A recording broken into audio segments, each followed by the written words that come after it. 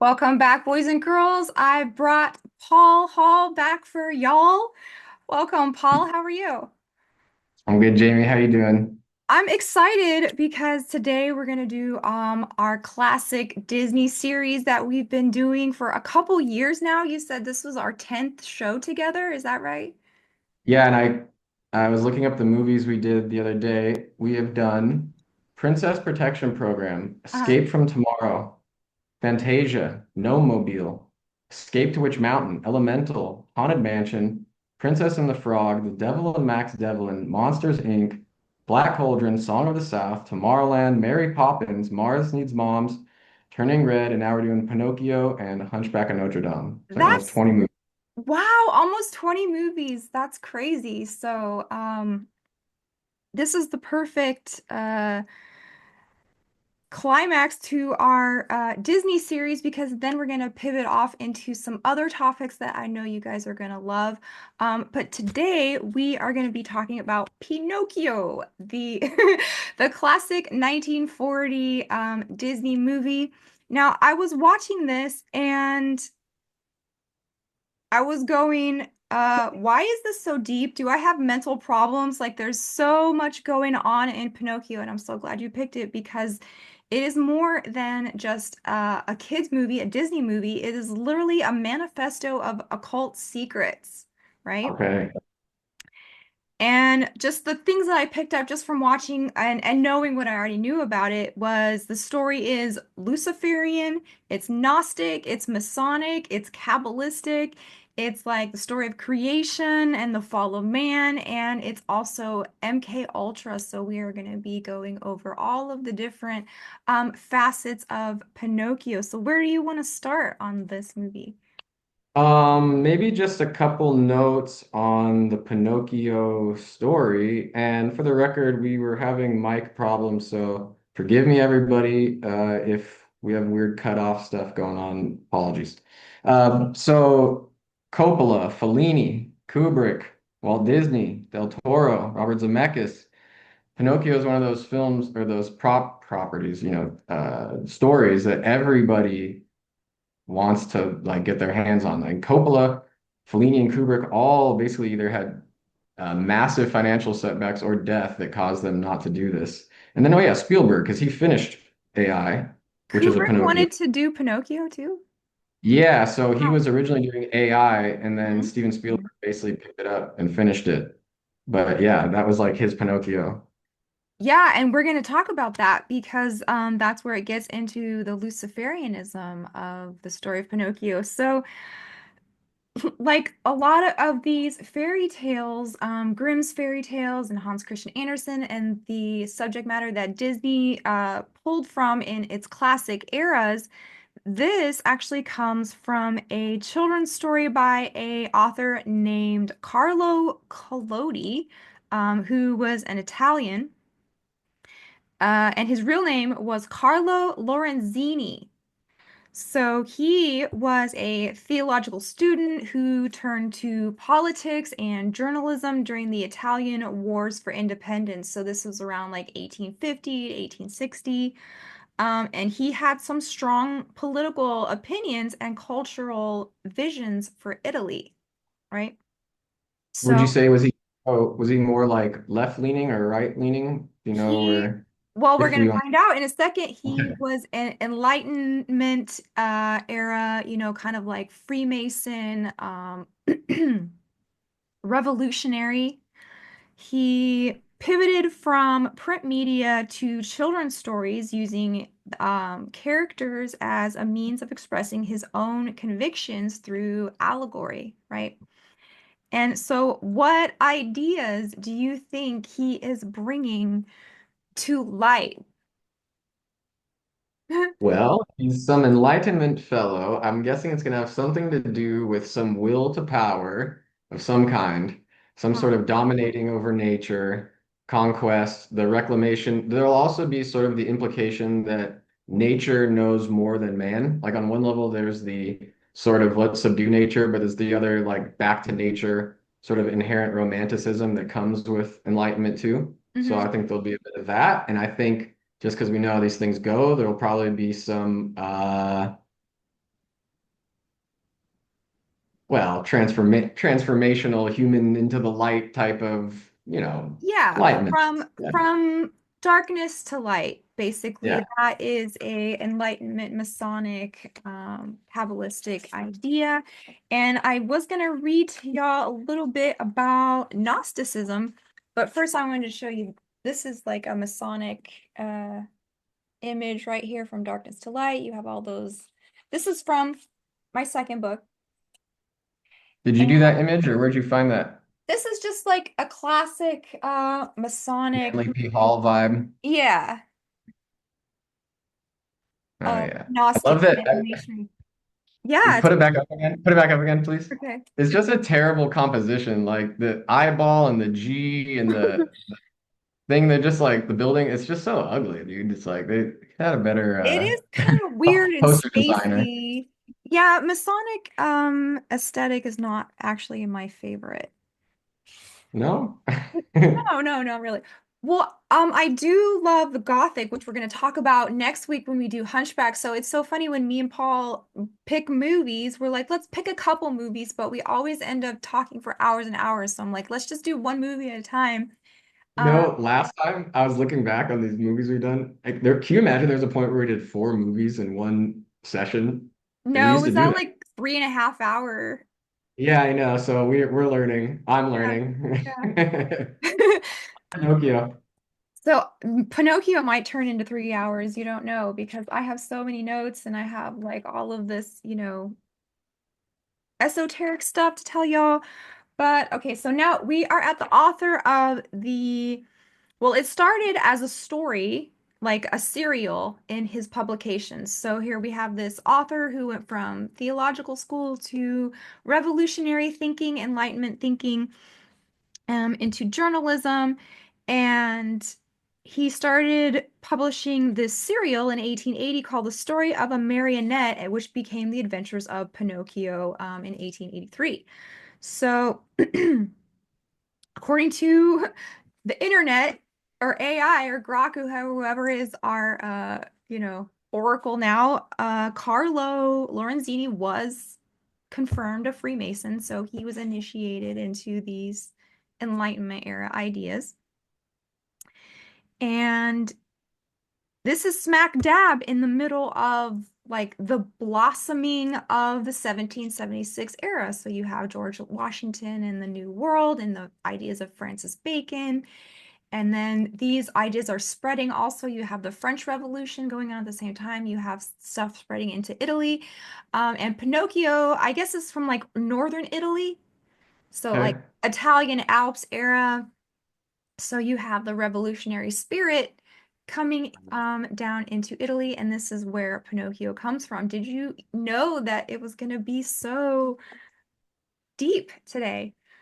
No, and it's funny. I also watched that Guillermo del Toro one, and that one has plays a lot into like overtly dealing with more political, but kind of like the fascism basically comes to town. And so Hmm. it's kind of funny that, they actually have Mussolini and stuff, but just like you were saying about it creeping through the north into the south, it's funny that the new Pinocchio movie kind of has that too in a different way. So it's Hmm. even the thematic stuff spiritually and politically, they're bedfellows.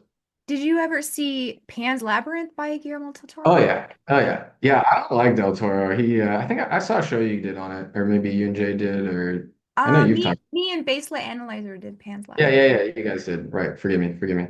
Yeah, no, that was good. I don't like Guillermo. Sorry, I got a bugs all up in here. I don't like Guillermo del Toro, man. He's like, I mean, it's just personal preference, I guess, but he's so eerie and creepy and weird, and I don't know. I don't He like is it. eerie and creepy. Yeah, his I've seen pictures of like I think his house is kind of creepy too, so that's where you get horror movies from. Right. Yeah, it's like people's obsession with the monster. It's such a new thing, and ever since Frankenstein over the last century in our culture, and it's like we gotten to the point now where it's like whether you go on art blogs or watch some TV shows, it's always like me and my cute monster, And it's like I Mm. always get a kick out of people when dude, I'm gonna kill these flies. Mosquitoes over them. Um, Get well, a kick when they're always like, oh Pokemon, my big. Sorry, go ahead. well, I was just gonna say Pokemon is like short for pocket monster. So, Oh, see, exactly, exactly. Like. there's a sense that we've just become so close to befriending the monster, and I think what's kind of funny, a cult move is like, no, the monster is your shadow. That's your friend. You can become friends with the monster, and eventually he'll become tame. Surely not eat you and send you down the bowels of Hades alive, but you guys will become best friends, you Well, know. in Pinocchio, the monster is very important to Geppetto's, catabasis or abyss crossing, and we'll get to that in a minute when we talk about how this is Kabbalistic. But so yeah, so Carl Lorenzini was a political satirist, and his publications even got banned in some places for being too spicy. He was very revolutionary. One of his publications was called The Beacon, which illuminated all who were teetering in darkness. So that sounds exactly like that picture that we were just looking at, right? The Masonic from light to darkness, or darkness to light, I'm sorry. And he also considered himself a passionate disciple of Giuseppe Mazzini. Now, is that a name that you have heard of before? I'm not. Okay, so he is another one of these Freemasonic Enlightenment era uh, friends with General Albert Pike of the Civil War. So they were pen pals, and there is a classic like conspiracy um letter that goes around every couple years. And this has kind of like been debunked and then like undebunked. So it's just one of those things that it could be true. There's a letter written from Mazzini to Albert Pike that pretty much detailed the three world wars in spooky detail. So have we gotten in his reading? Are we still waiting on number three? Yeah, well, they said in that letter that World War III was going to be fought between the Zionists and the Islamists, and they will destroy each other, and then the divine light of Lucifer will prevail. So that's a classic conspiracy letter from, yeah, Mazzini to Albert Pike. And like I said, it was disputed, but outlines three world wars and how they were fomented. And so Pinocchio is like in classic, mystery school fashion, it's just a little tale for children, but it's more of a parable if you know what you are looking at. If you are an initiate, then you see the signs. So did you see anything Well, associated? yeah, yeah, of course I did. This is gonna be fun though. And this is where like I'm kind of let's play good cop, bad cop today Okay. because I gotta out myself. I mean, it's no surprise to anybody who's been doing this for 2 years.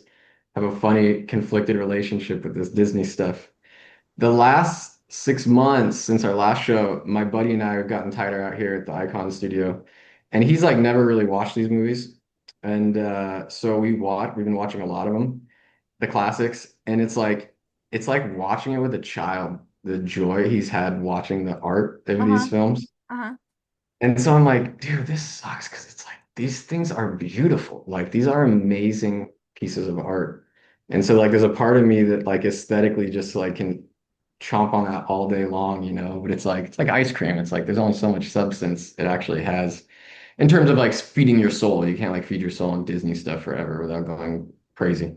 Hmm. But so I've been like really digging these movies like in a way that I was like I admit I'm like almost unbased or I'm like I think these are really good, you know? And then with that is I watched in preparation for this, I rewatched all of Jordan Peterson's Pinocchio stuff because Oh, they've okay. I been was gonna ask you if you'd heard of that. oh yeah, oh yeah. Yeah. I mean back in the day I used to, you know, we all rolled JBP at some point like Uh-huh. so I watched it back and I was just like I kind of had this like crisis, not really a crisis, but like I was kind of like, well, I don't want to just do what he did in terms of like, oh, this means this and this represents that. It's like sometimes a dude just hugging a fish is like hugging a fish. Like maybe that's all it is. And so I was like wondering like, how do I how do I interpret this film without just sounding like a rehash of because like JP, he's got pretty good. Like a lot of the symbolism he has is like pretty spot on.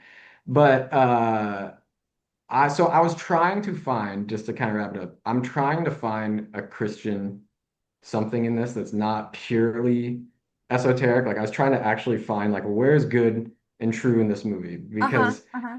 I think it's just this side effect of living where I am now. Like I'm just so there's so much joy and grace everywhere. It's like I can't not try to see Christ in it, you know? And so Mhm. I would say like this is why I'm so excited to hear what you want to say about all this because like I've intentionally withheld doing much research on Pinocchio and I've kind of like avoided doing the more occult reading because I was one figured you could, but Mhm. two I just like I realized like I don't think I like my brain I can't do it anymore. Like I don't know how to see it. Like I'm only like, oh look at that's like Jesus and he's like this. But there's so many things in there that are not obviously Christian. You gotta like stretch.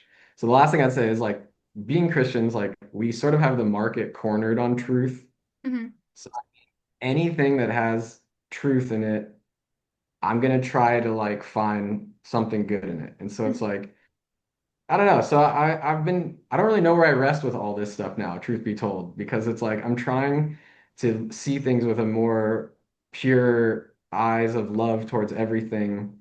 But at the same time, I don't want to just be stupid, you know, and like I'm Yeah. willfully not up anymore, you know. So it's like I'm excited just to kind of I don't know, look at this thing from every angle we can.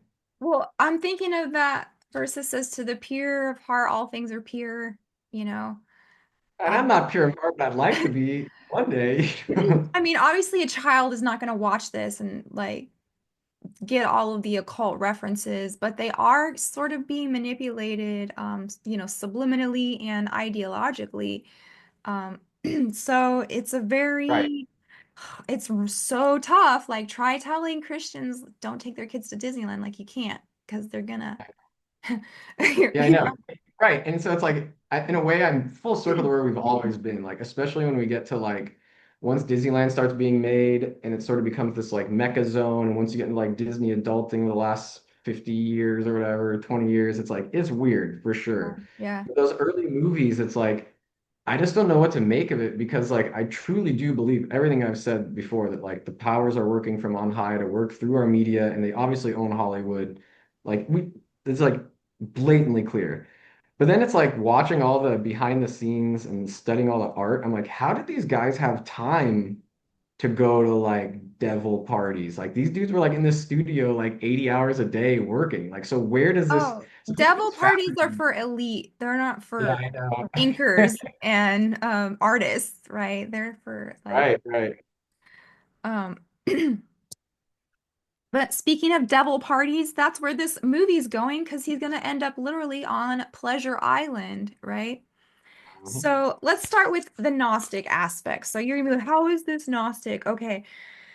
Uh, we're about to demystify some things for you. So Geppetto is what they would call the demiurge, right? And here is the what I'm going to be referencing. So this book is still for sale if y'all are interested. I just go over the bigger mystery cults of um, the conspiracy, the cabal. We go through Freemason. We go through Illuminated America. We go through Solomon and Gnosticism. So if you've ever looked at all of the evil and all of the suffering and all of the decay in the world, and thought like this is hell, then that is a Gnostic idea, right? Yeah. And Because, go ahead. okay. Oh, because creation in Gnosticism is inherently contrary to man's need to ascend forever, where versus the Christian one, where God makes creation good. So fundamentally, this Yes. world, and that's like that thing with the Gnostics, you know, to be charitable, not to the Gnostics, but those that don't know any better.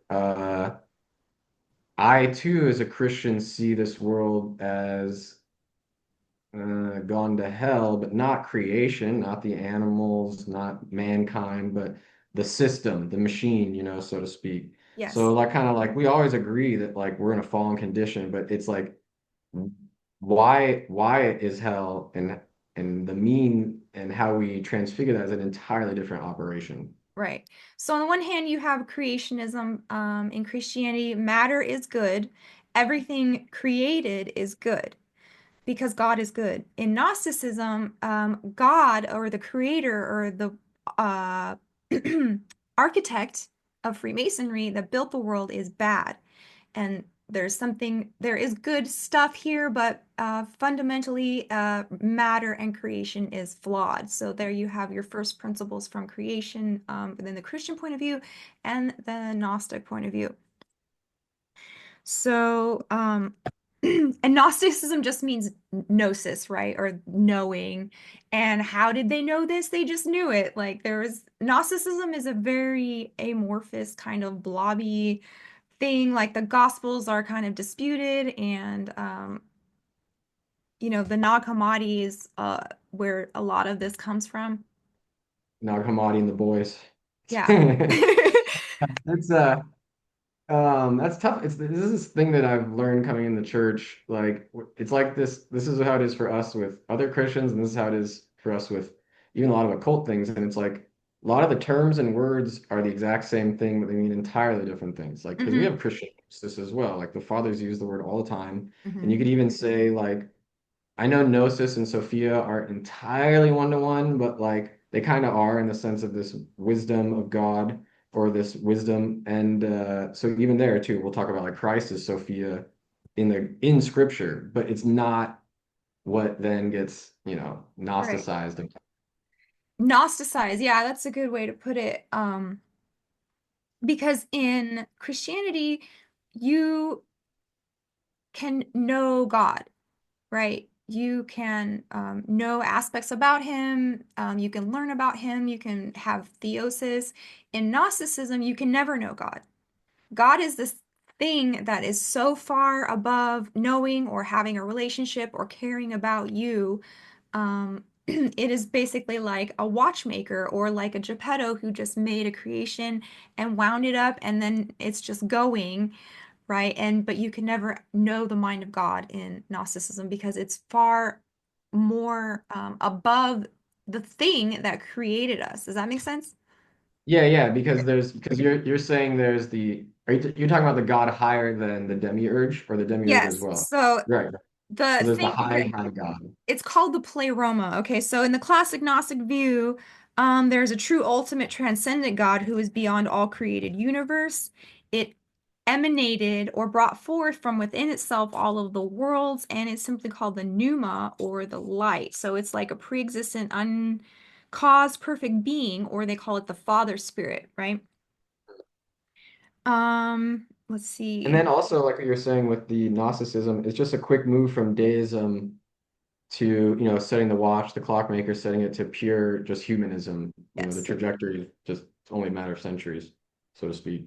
Right. So there's an emphasis on androgyny too, and then the mother aspect of the light is the protonoia or the first thought. Now, this is all compiled by going through all of these weird Gnostic gospels and getting it like there is no actual like cohesive story. This is just what we can gather through all of the different gospels, right?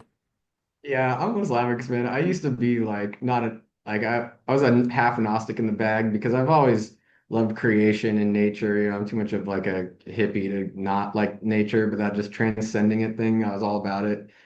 And it's like, dude, this stuff reads now like a Marvel Wikipedia page, and you're like, and then this guy got the Power Stone from him and he fell from Galacton 4, and you're just like, Yeah. what Then the they crossed bro? the Bifrost to Asgard. Right. Okay, so the light, they worship the ultimate light, and then the first thought, let's see, they brought forth the gods called aeons. So these beings exist between the ultimate God and ourselves. The Gnostic view of the universe has three tiers, where the light lives, the upper realm, and the bottom world, or the created universe. So I don't know if you guys want to know all of this stuff. Is this interesting or not? Whatever you want to share with us, Jamie. Whatever you want to Okay. share with us. I'm just going through these notes Chat, here. weigh in. Yeah. It's funny with the word Aeon, I should do my homework better. Let's see if I can look it up while we're talking. Okay, Okay, we're still. when all the aeons are together in harmony with the light, it is called the pleroma, which means fullness. The fullness stands in contrast to our existential state, which is the comparison um, to emptiness. The Father God and the Mother Thought make the initial trinity of the Gnostics. There is an extraordinary aeon called Sophia or wisdom. So this is what is being symbolized by the blue fairy when we get there. Yep. So She's the also kind of like the nature spirit or this Sophionic spirit at the same time. She's like both simultaneously. yes. So Sophia was close to the physical world to transgress the boundary, and she was the first one to sin. She wanted to reproduce without the consent of the light or her male counterpart Aeon. Her offspring is described as an abortion, a flawed emanation called the demiurge or the maker or the architect. He's also called Yaldabaoth. And to the Gnostics, this is Yahweh or God, Right. right? So this kind of turns the entire creation story inverted where matter is evil and it's like a mutant birth basically. It's a tarred Yeah, and baby birth. What? the new Pinocchio, the Guillermo del Toro one. Sorry, excuse me, I had to go check the screen really quick. In the Nicene Creed, I can't read Greek very well. I think the word is aeon when it says at the end of the age to come. Hmm. Um, it doesn't look like or is it cosmos? I don't think it's cosmos. It looks like the word aeon. So again, it's one of those weird words that's like we use it, has a context, but it's not, we're not talking about those aeons of transcending, up to the pleroma, the Hmm. entirely different Christian context. But in the Guillermo del Toro Pinocchio, dude, he is a freak, that boy. He's like, he looks demented and he's like carved when Grandpa was all drunk and Geppetto's all drunk and angry and like demonically influenced. And then yeah, I should see there's like these weird eyeball spirits that like enter into Pinocchio when he's born, these like Ooh. nature eye spirits thing. It's crazy, but just to the point of like the deformity birth, it's definitely one of those things that Disney doesn't do, obviously, in Hmm. comparison to Hmm. some other versions of Pinocchio, like the Del Toro especially. So yeah, what we're talking about is Geppetto is the demiurge. And Pinocchio is man who was created unperfected, imperfected, and it is up to him and his will to power to become that perfect being or the perfect ashlar, was what they call it in Freemasonry, right? So I guess that's enough backstory on Gnosticism. All that to say, Geppetto is like the demiurge, and the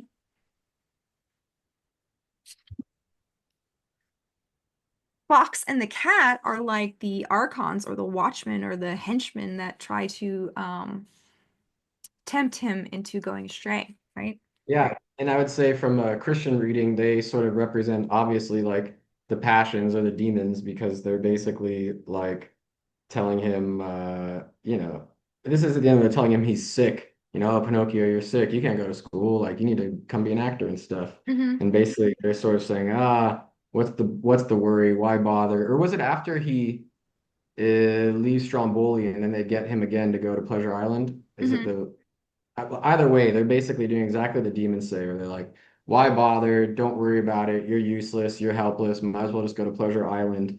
And it sort of like activates that let's just call it screw it neural pathway inside of us that gets stronger and stronger. And that's how we sort of give into sin Hmm. so regularly, is because we sort of have this, I am sick, I am worthless, like life doesn't care for me. Why bother? Let's just go to Pleasure Island. Nihilism. Yeah. Right.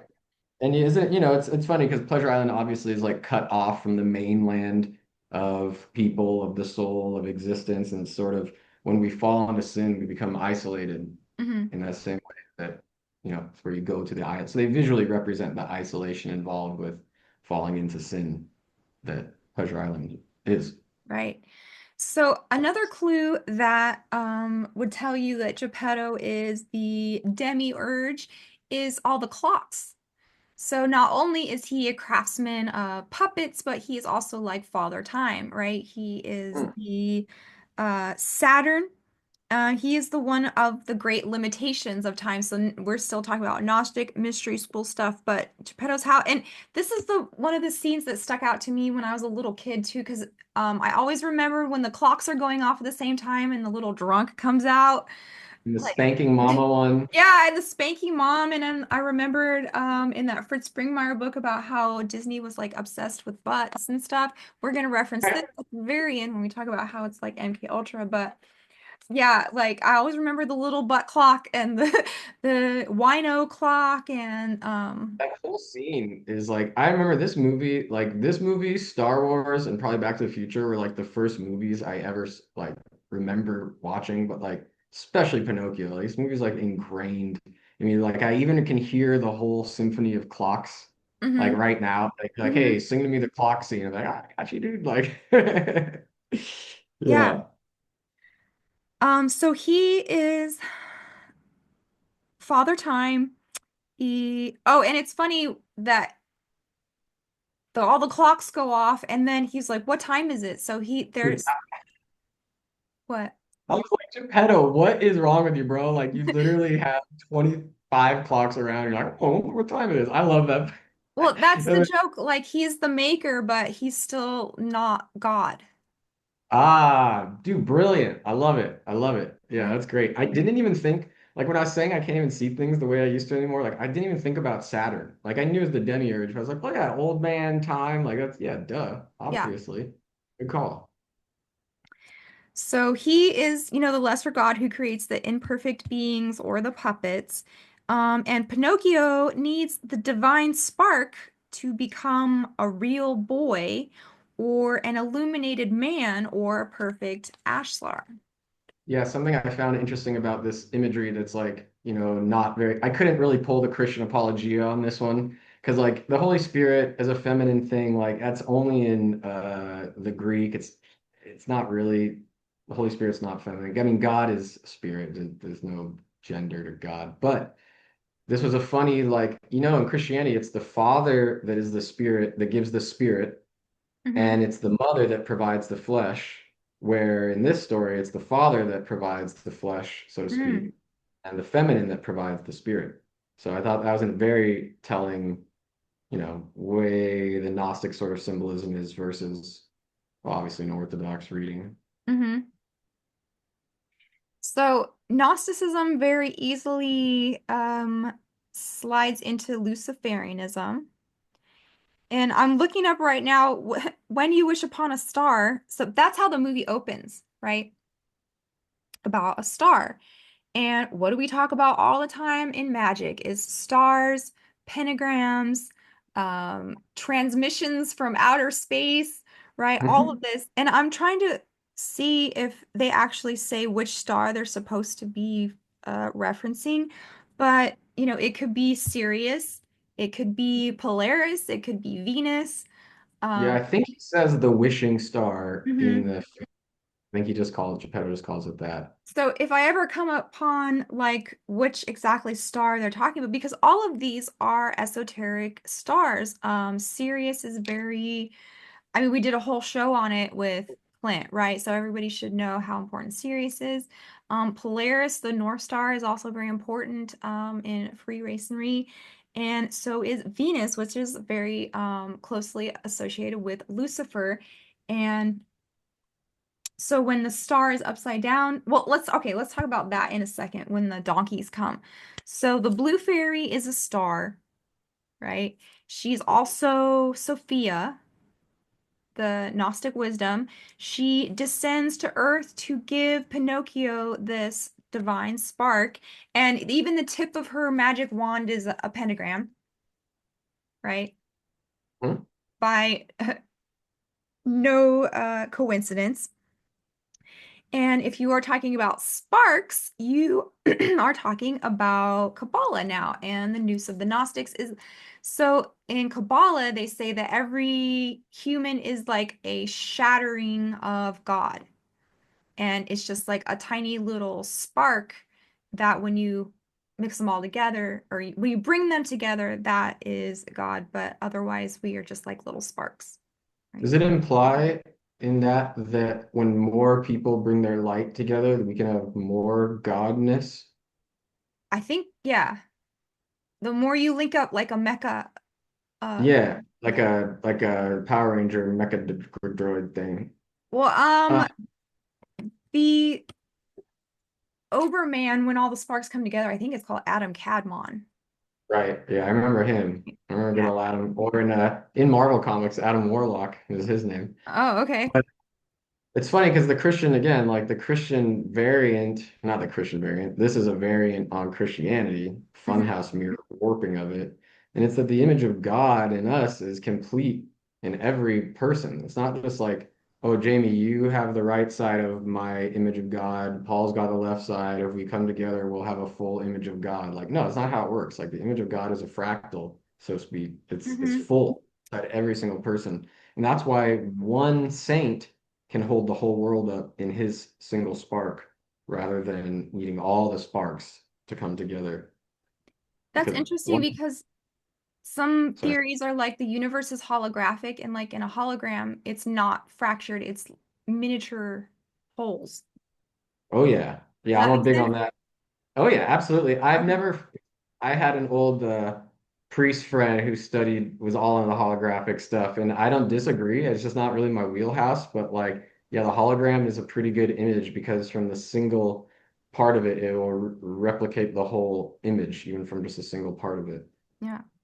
So now the blue fairy has descended uh down to Earth and given Pinocchio the spark, and he has free will and agency, but he's not yet a real boy.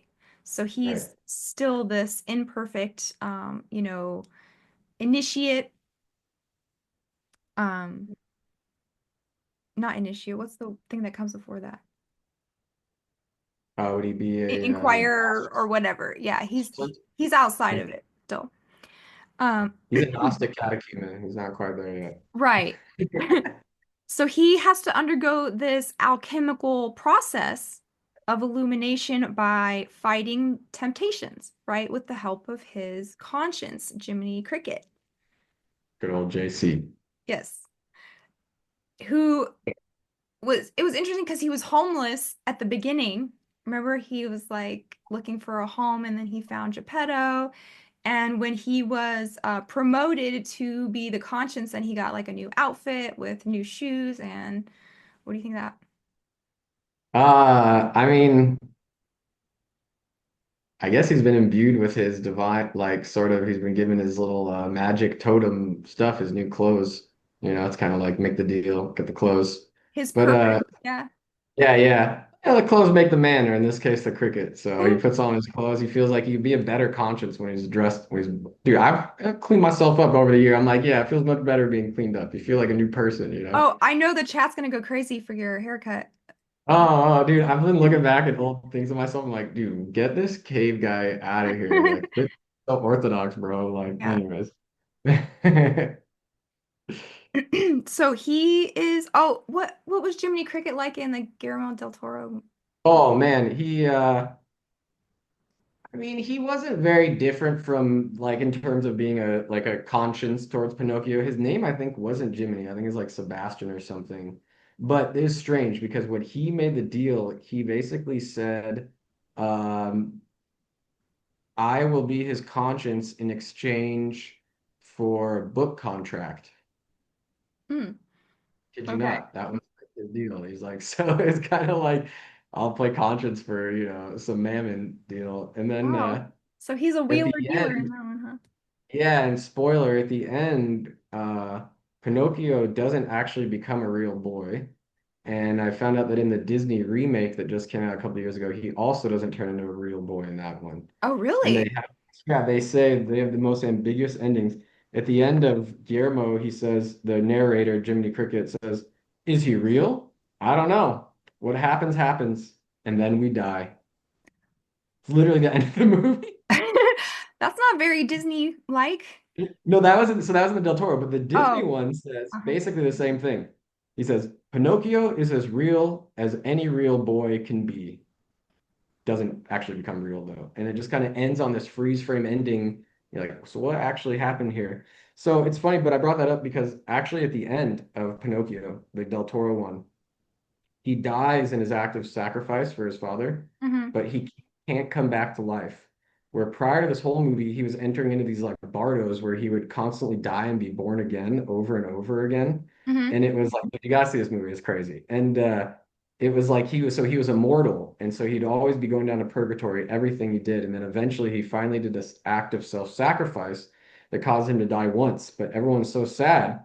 Jiminy Cricket says, "Oh, remember," to the fairy. Remember when you cut that deal with me at the beginning that I would be his conscience for the book deal? Well, I actually want him to come back to life. That's what I want my deal to be.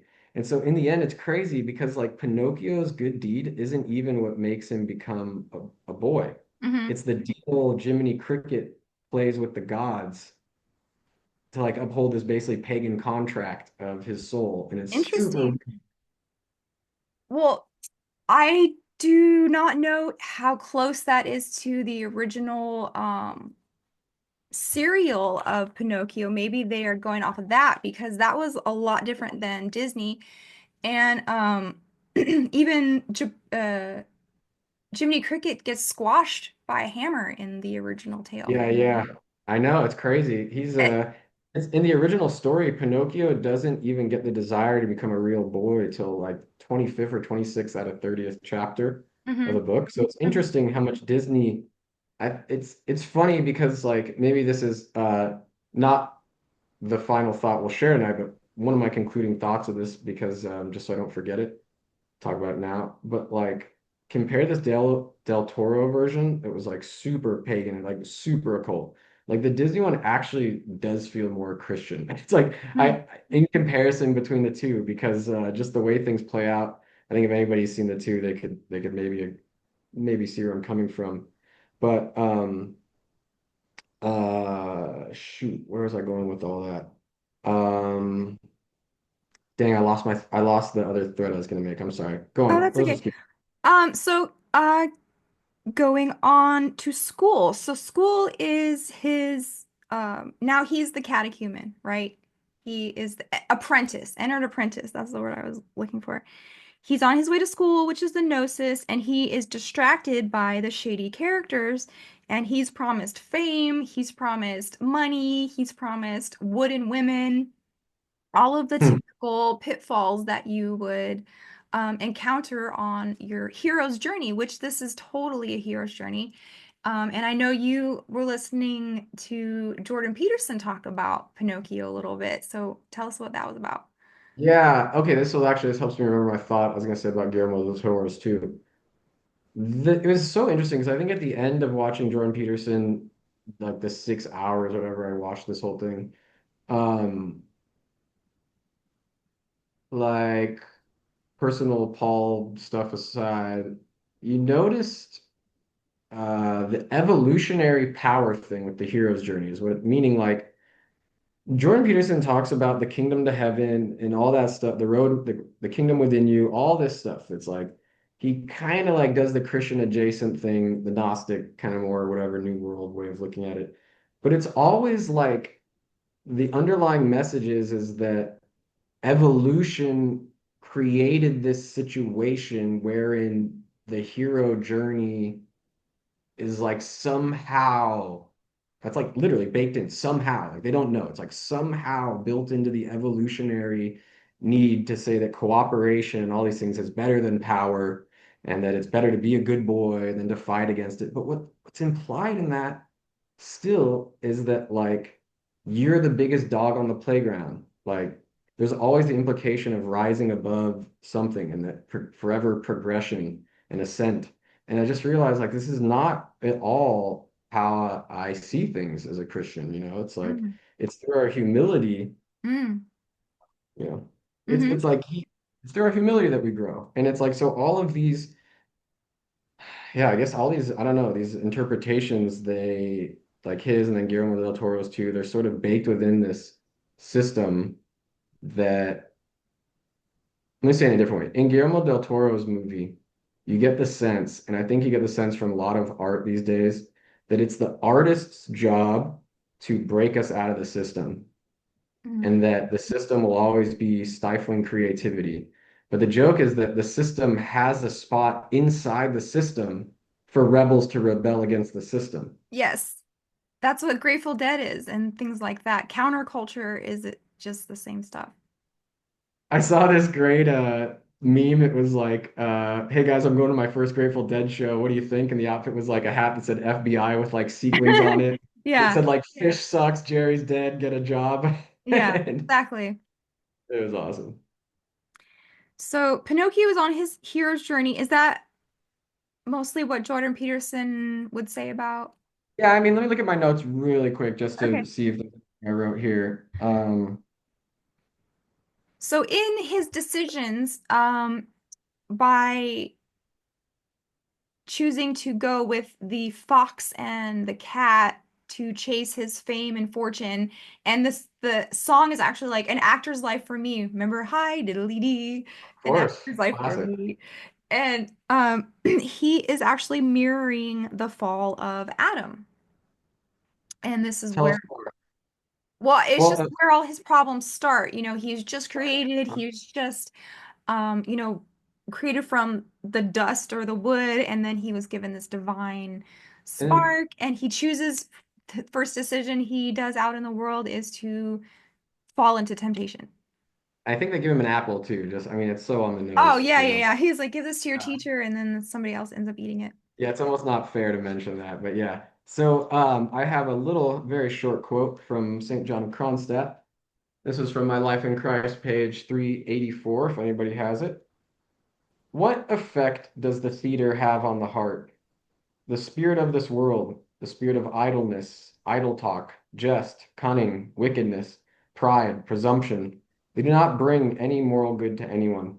The authors of dramas and the actors only give people what they have in themselves, their own spirit, neither more nor less.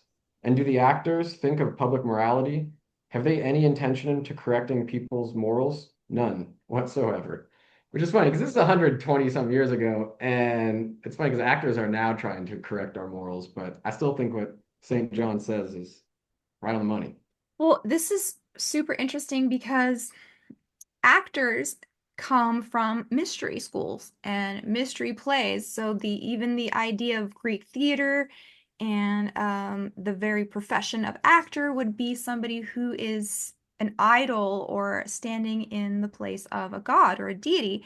And I know I've been promising y'all, me and Donut are going to do a show. But I just wanted to make sure I did all my homework before I got them on. And I have all these three books about ancient mystery cults. So this is where acting comes from, is play acting a god or a deity. So I've got this book, I've got Mystery Cults in the Ancient World, I've got the old Secret Teachings of All Ages. Look at all that blubber right there. Oh, yeah, So love that one. we're going to be talking about that No soon. relation to me, by the way, if anyone's wondering. What? Manly P. Hall, Oh, yes. no Or relation. Jay likes to call him Manly Pee Hole. Oh yeah, so it's funny what you said about person. I just had another thought of one of these like, hey kids, look out. But the word person, it's one of those ones that there's different. Like if you go Latin, well, I'll dial it back. I'll dial it back.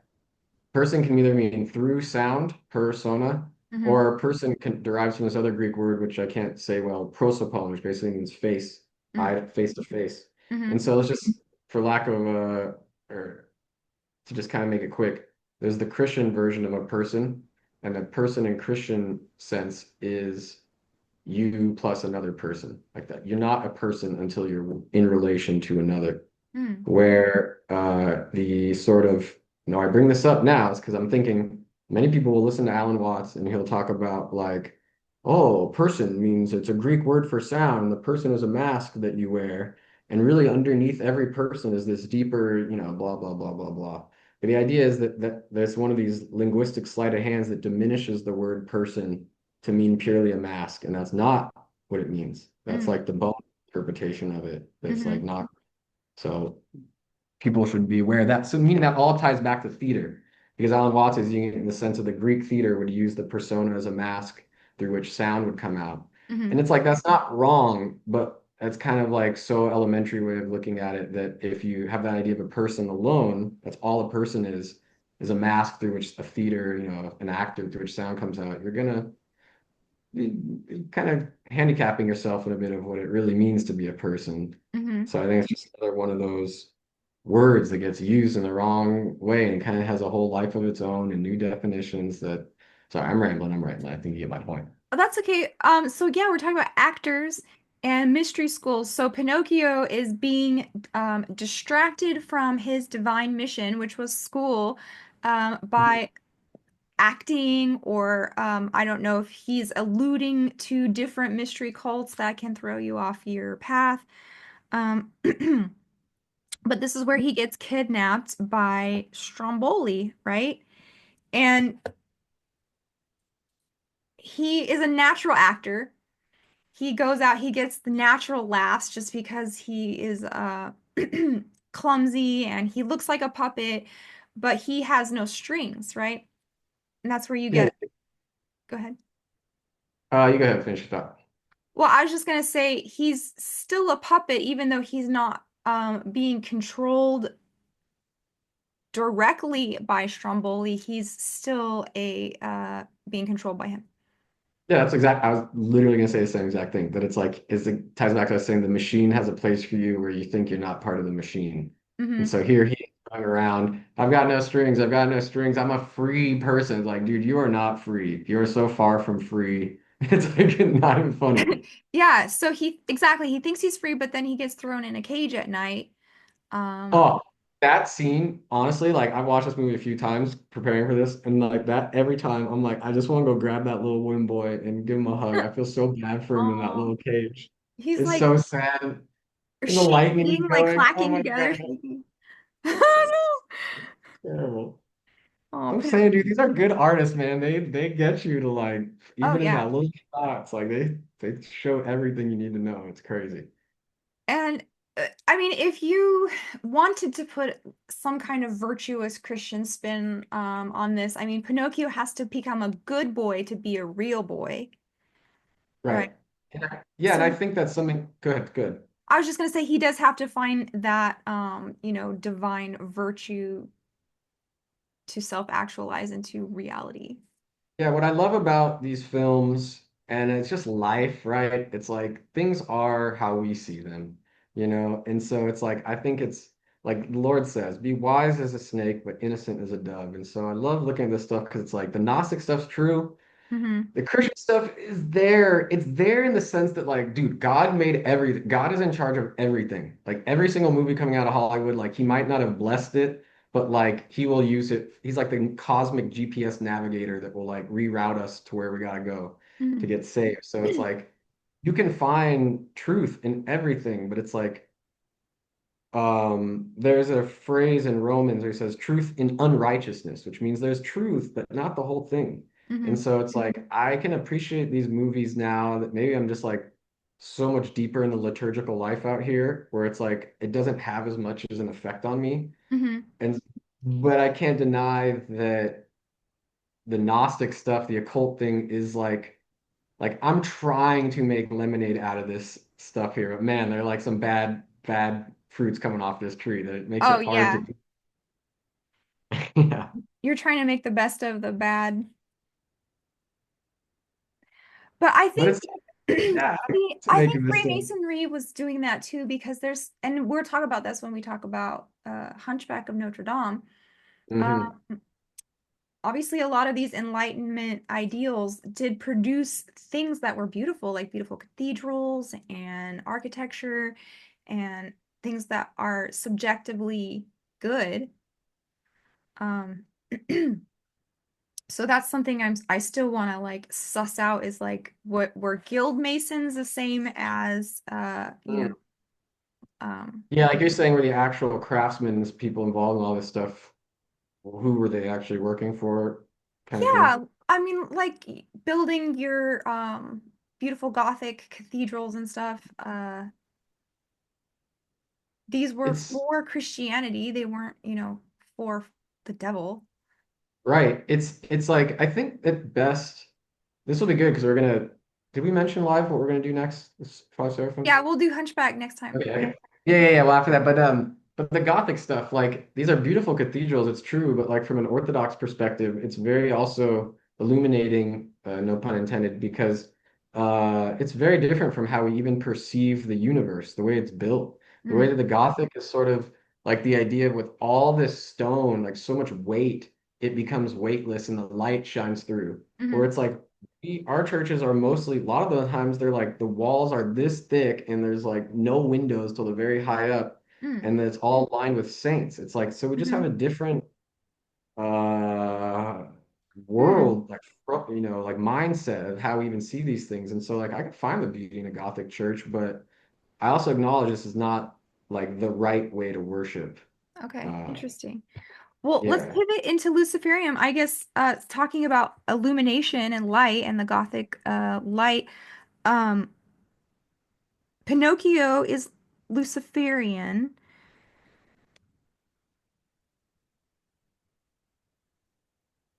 and this also relates to the Spielberg movie AI, which is you said Kubrick wanted to do AI? Yeah, and Spielberg finished it. Right. So the little boy in AI is basically Pinocchio, right? He has to become a good little robot boy so that he can become a real boy. And he's even obsessed with the blue fairy in the Spielberg movie AI, right? Yeah, and the Spielberg one, if I remember correctly, I don't remember it very well, but like he gets kicked out of his family because like the other boy comes back who was supposed to be dead. And then it's Yeah. like the whole movie, it's like totally changes the nature of what the story is about because it's now about like you are the only, it's the same thing in the Guillermo del Toro. Everybody dies except the immortal Pinocchio boy. And so Hmm. then it becomes this huge meditation on like loss and I don't know. I really don't know what to make of it because it's like the Disney one, I think at best is kind of like about theosis, or you could say, if not just becoming a person, like moving from imitation, because everything Pinocchio does is imitating. He's copying life. He doesn't know what to do, to hmm actually participating, being a hmm real person. hmm And so it's like that move from imitation to participation is, I think, the journey, hopefully I'm on. And yeah, it's kind of like to participate in life rather than just imitating it. Well, did you notice one of the first things he did when he was brought to life was set himself on fire, Yeah, right? So the this is touching also, yeah, a Promethean nod, a Luciferian. Like if you look up Lucifer in the dictionary, in an old dictionary, one of the definitions would be a friction match. So like just the idea of lighting up your, I think it's his finger or something, wasn't it? Yeah, Had it's his finger. It's yeah. crazy. I have a little picture of that when we go through the slideshow. Mhm. It's crazy because I can imagine them sitting in the room. They're just like stalling for time. Like, okay, what do we do now? Let's have him light his fan on the finger, and that'll be fun. And da da da. And I'm serious. Like, I bet it was that simple. But Mhm. that's also, I think, the crazy thing of like how we as human beings are like plugged into the spiritual world, where you could be Oh, like, yeah. even though you're innocently just thinking about like what would be a way to kill, 40 frames on the camera and do 4 seconds of screen time, that'd be fun. It shows he's learning stuff. But it kind of shows, like, to give Jung his credit, if I may, like there's that sort of weird archetypal nets in us that like glob onto these certain images. And I think when the mind, the 20th century, 20 near, let's just say modern mind of the last 500 years, like defaults more towards this Gnostic orientation than a truly, incarnated Christian one. The Akashic Records, man, we're all tapped in. Yeah, Tapped man. I got a library free pass, dude. Got a lifetime pass. in. I got a library card to the Akashic Records. Yeah, yeah. I'm cutting it up though, now that I've moved out of state. So in AI, the movie, I mean, AI is Luciferian all by itself. We could take a whole show and talk about that. And I'll probably do a live stream outlining my new book called The All-Seeing AI pretty soon. But the Blue Fairy, so her, uh, the model who did the work for Blue Fairy was also the model for Columbia Pictures. Did you know Yeah, isn't that? that crazy? Yeah, she's Yeah. the torchbearer. I know it. Yeah, that she was one of, there were a few models they chose, but I thought that was interesting when I was doing my research. I was like, oh, So, did you happen to know who Columbia is? no, tell me. Huh. Columbia is a goddess. That's why we have a district of Columbia. That's why we have Columbia pictures. So, Lady Columbia or Miss Columbia is literally the female national personification of the United States. Oh, really? Like Did you know the, that? Walt Disney, the Columbia boat at Disneyland too.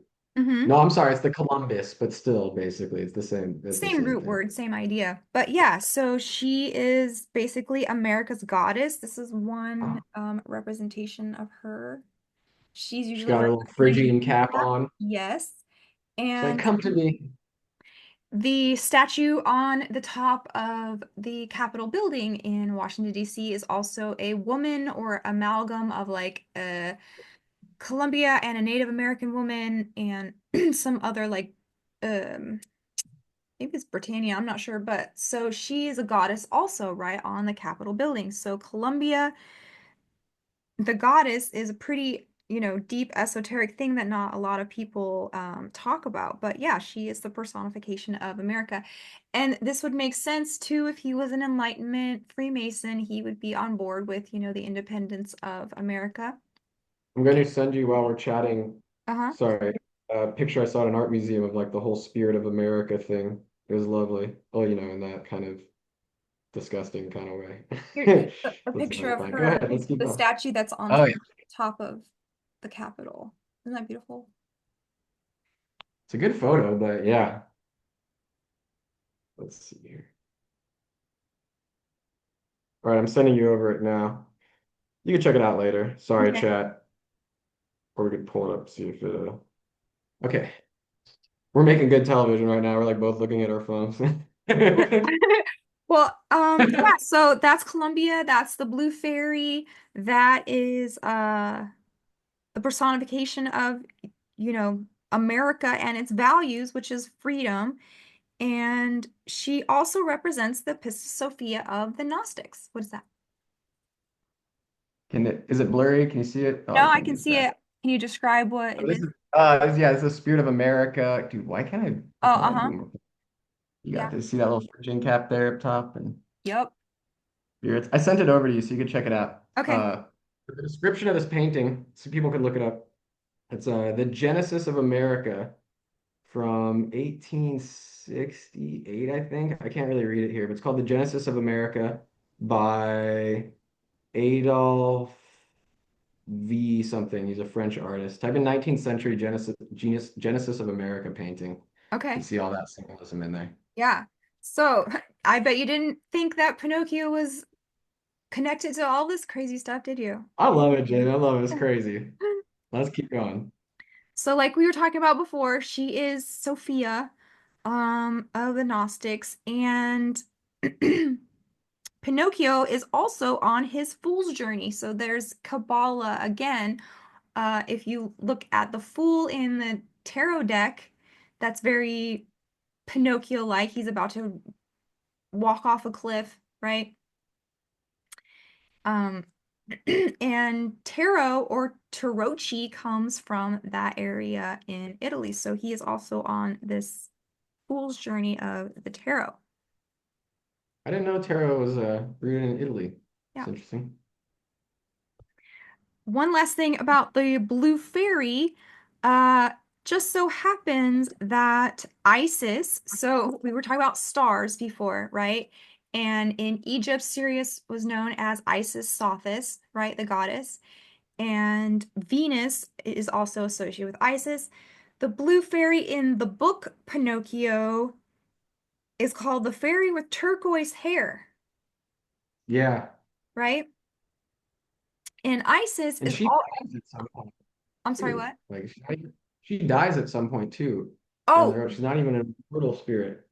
if I remember correctly, what I was reading about the book, so Pinocchio comes upon the fairy with turquoise hair, and she's in a house full of dead family members, and she's awaiting the undertaker to come with all of the caskets.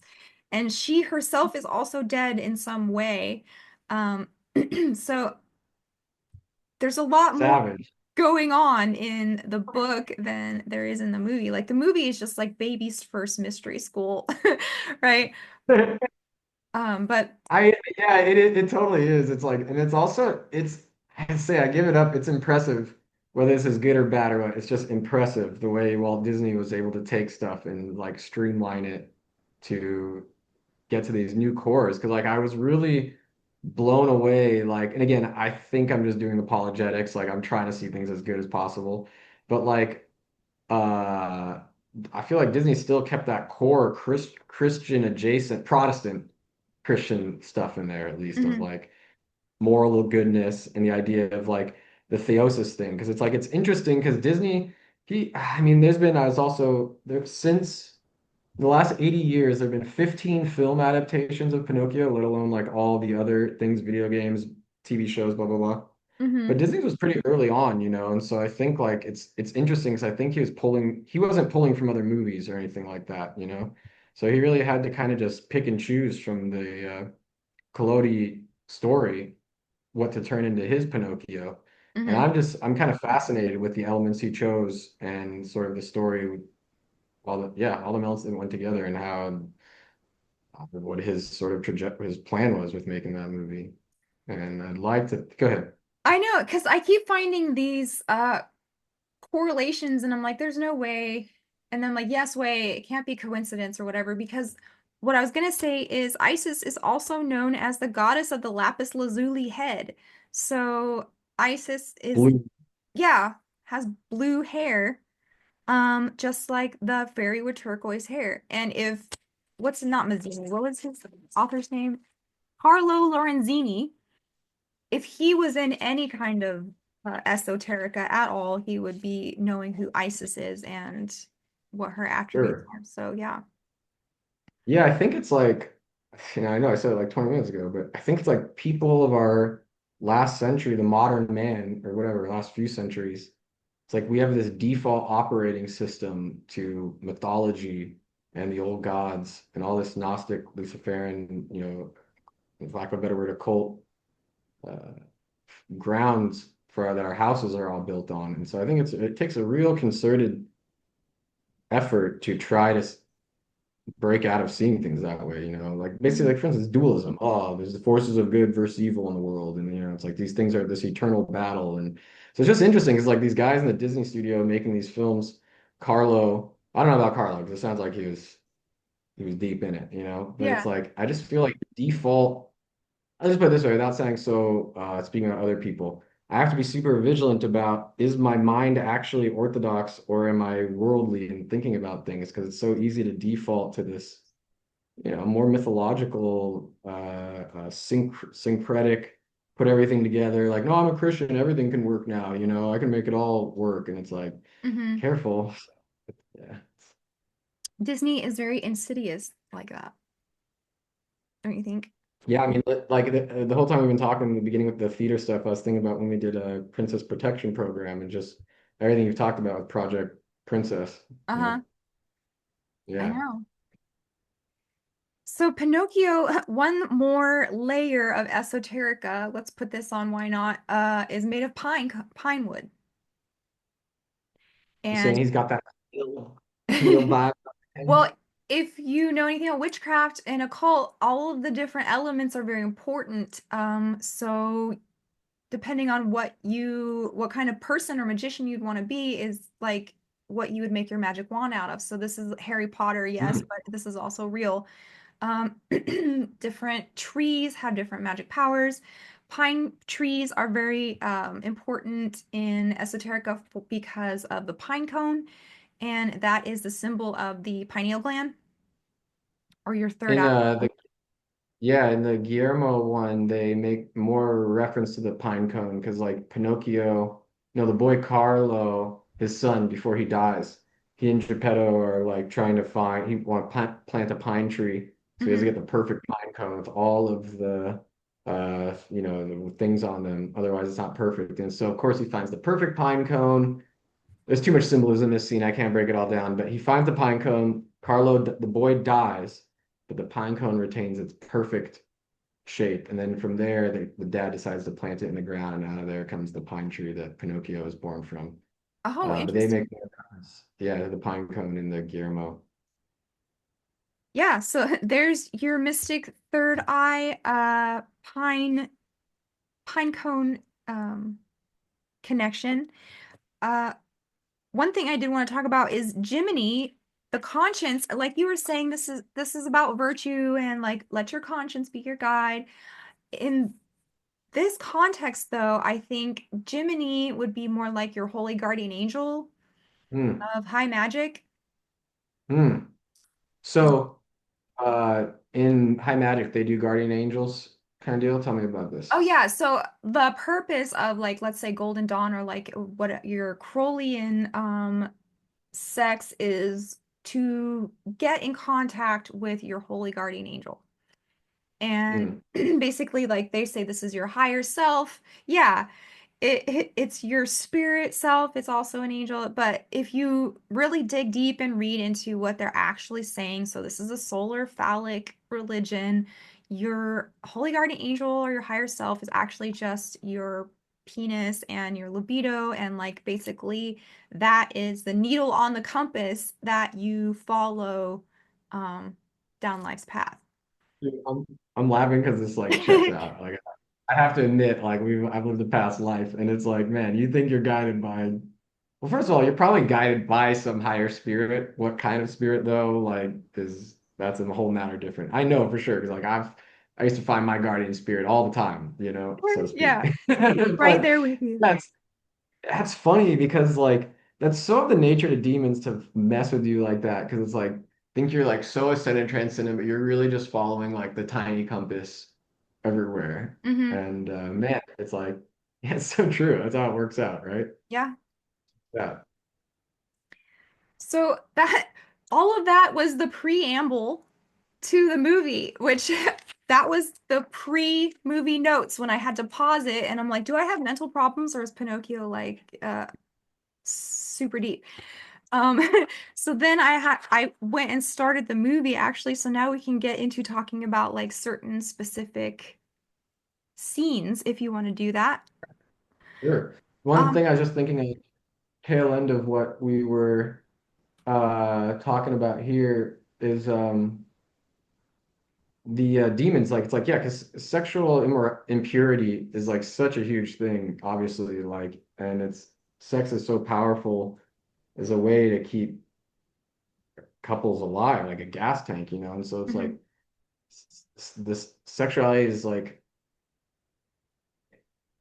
it's really it can really hurt you when used in the wrong way and it's like I think the demons know that it's like I mean it's like we all know it's like eh, sexuality is designed for a purpose, you could mhm, say. And so it's like when that purpose becomes altered and frankly like turned the opposite direction and backwards, covered with mud over the vision board, it's like, yeah, it's terrible. And so it's like, I don't know, it's one of those things the demons really they really get us when it comes to like pursuing your pleasure of yourself and especially in like the very carnal level because once it's like we're supposed to bring our mind into our heart and kind of let the heart be this throne of which the spirit sits but mhm, when we can't hold it there and we fall lower and lower that heart goes into our stomach further down into our loins and so it's like it really is like this psychosomatic reflection of where we are in our spiritual life when so much of we see things is through this like spirit reproductive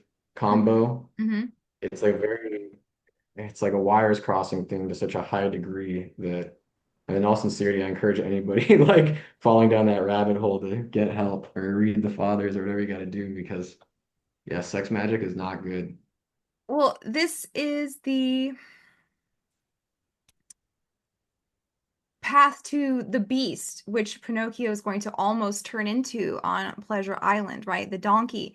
So in Occult, the uprighted pentagram points to God, you know, and the averse pentagram, the 2 points, or the points down to the ground. So in their hierarchy, there's God, man, and beast, right?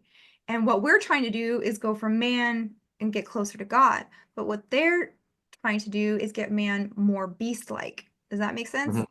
By Yeah, inverting the right. We even pentagram. talked about that in our spirituality class here at the monastery. We use that symbol as the idea that it's like, and you're trapped too, right? Because in the upside down pentagram, you're enclosed. There's no freedom. Good point. So, yeah, it starts with when you wish upon a star, every man and woman is a star. That's Crowley dictum. Not every man and woman is a star. That's the Crowley dictum, right? And then you have Jiminy Cricket, who is singing among the books Alice in Wonderland and Peter Pan. And Yeah. that's that. Two other Disney classics, but also mind control classics. Well, yeah, and yeah, straight up, and it's so meta too, because it's like he's telling us about this all after the fact. Like, so Jiminy lives in a world where Pinocchio has become like a book. Like, there's some sort of weird meta Disney World thing going on here. 'Cause, he Yeah, tells it narration, like the whole story is in the past. So I don't really don't have much of a diatribe on that. I just thought it was kind of cute. it's like Easter eggs. But I just thought that was interesting. They chose Alice in Wonderland and Peter Pan, the two other Seriously. esoteric cartoons. Yeah, so Jiminy is homeless. He finds a toy maker who's the demiurge. I like the cat. I like the fish. Um, he calls him Little Wooden Head. Yeah, he's kind of it's that funny where he's not the super mean evil demiurge, but kind of. Like they showed just a little taste of it because remember he has the Pinocchio kick the cat and then Yes. Yeah, he does have like the tiniest little mean streak. So yeah, we talked about Geppetto says, I wonder what time it is. Sophia gives life. He's a quasi boy. So we're gonna talk about that next time with Quasimodo. I didn't think about that. That's hilarious. Well, Sick. That's great. also these stories are written in the same century, so they have a lot of the same stuff going on. Yeah, I'm excited for Hunchback too, but I don't want to get devolved or derailed. Right. So What were Her wand is a pentagram. Venus, Sirius. Let your conscience be your guide. Holy guardian angel. The world is full of temptation, they say. He he lights himself on fire as soon as he is awake. I said that like Prometheus, Lucifer. The fox that he meets is called Honest John. Did you catch that? Oh yeah. So yeah, just like Um, Adam, the first thing that he does is a mistake when he what do you make of the "Give a Little Whistle" song? Did you have any comment on that? um Or oh, when he needs Jiminy, give a little whistle. yeah, And that one. always let your conscience be your guide. See, I'm just like, I'm trying to be boomer about him. Like, yeah, that's like the Jesus prayer. He's like, anytime you're in trouble, just like yell out, Jesus, save me. Give a little whistle. Well, Fox is a um interesting word numerologically. It equals 666. No. But there's like, oh yeah, there's like Fox theaters. Fox is a very prolific esoteric symbol. So he tries to get him into the theater, the easy road to success, fame, money, and wooden girls. He sings An Actor's Life for Me. Uh, we talked about actors are mind-controlled puppets. He threatens to turn him into fire. Yeah, and then I found it interesting during the Oh, lying. Go ahead.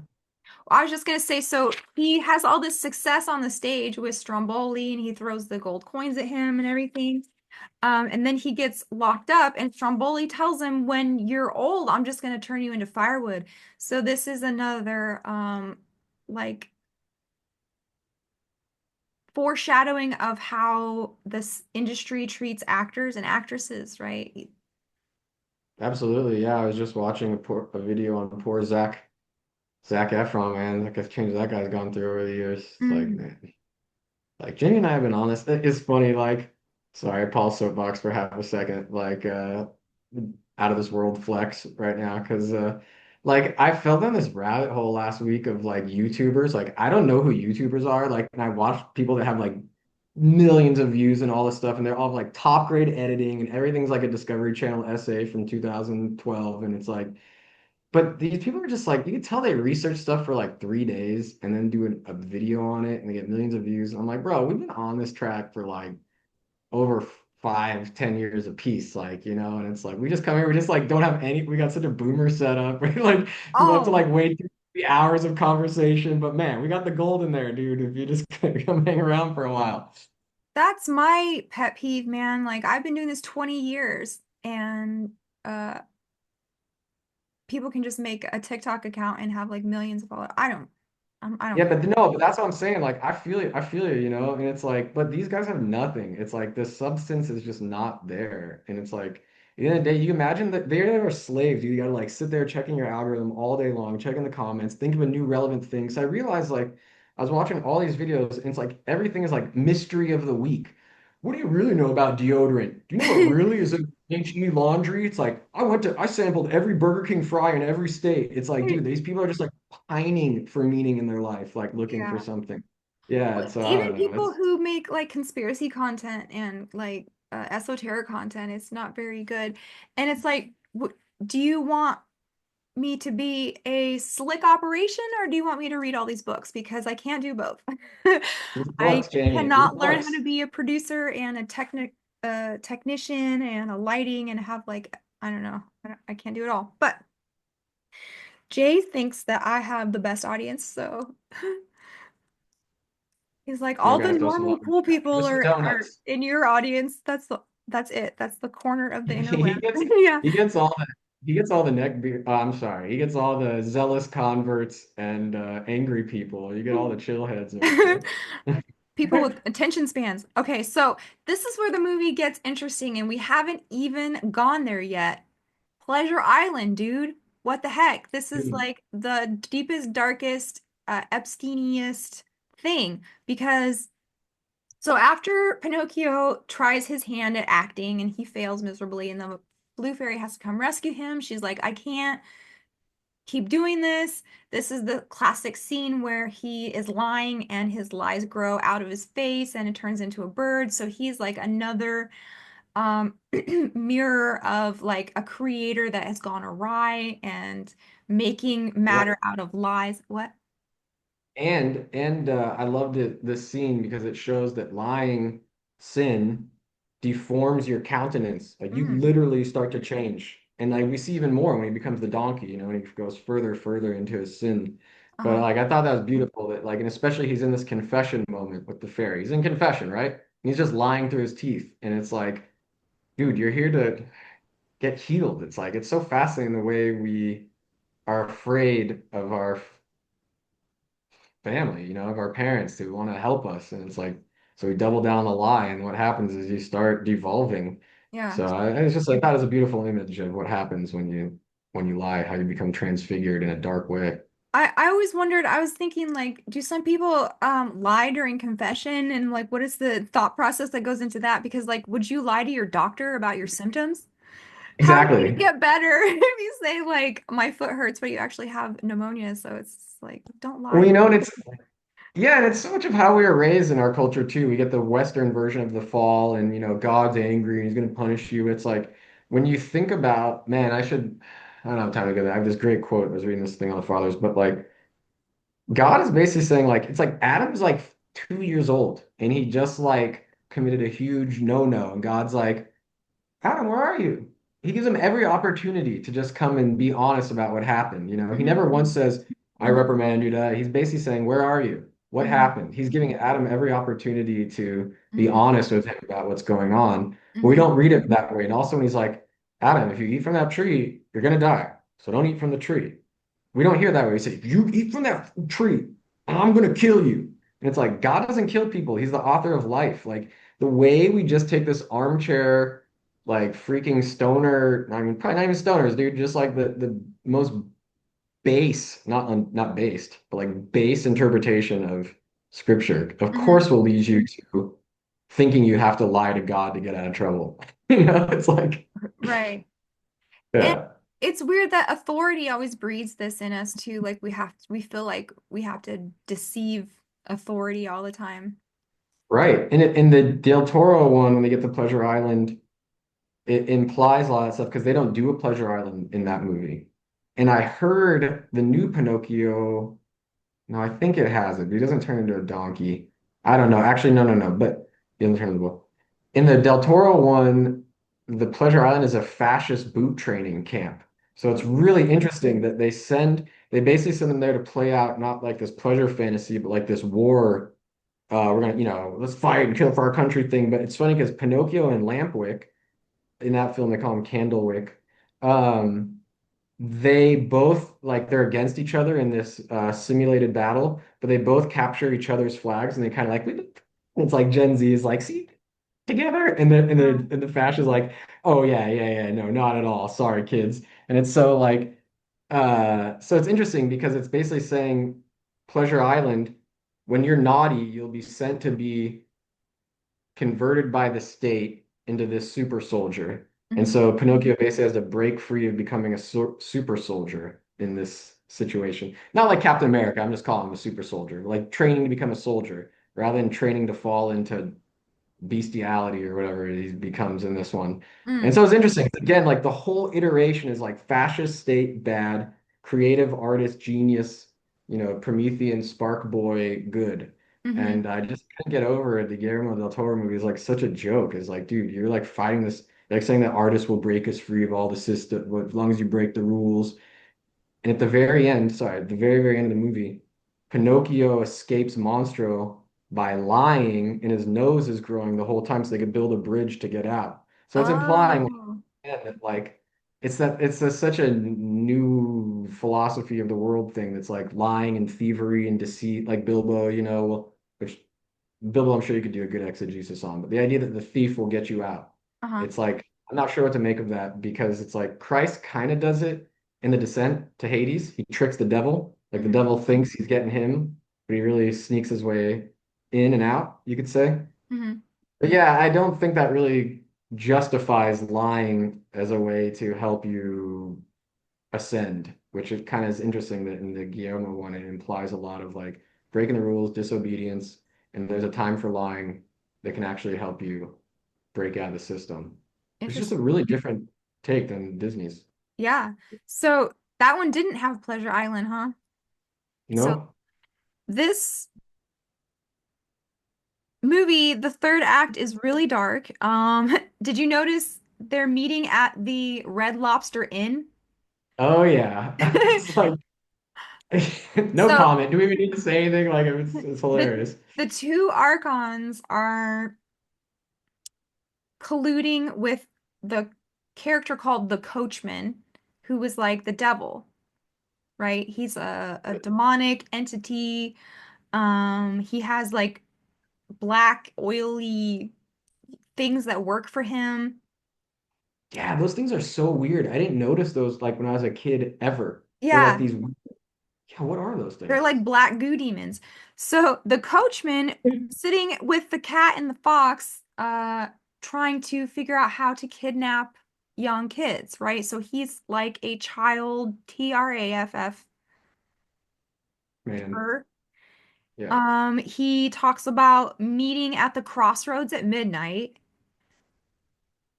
Uh, we've talked about the crossroads, I'm sure, haven't we? Yeah, we did it when we did Princess and the Frog. That's right. So voodoo, classic, crossroads. And then he like whispers this whole for 30 seconds or less.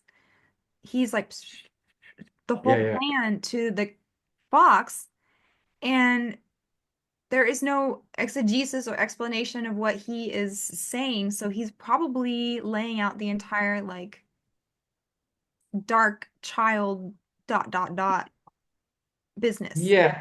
It's implied that he knows exactly what he's doing Yeah. over there. So the coachman's collecting stupid little boys, he says. He takes them to Pleasure Island and they never come back as boys. And he even morphs into the devil after whispering the whole PEDO plot. That's Yeah, there's that freaky. great scene. Yeah, that Yeah, great I scene. mean, not It's for like cat. kids.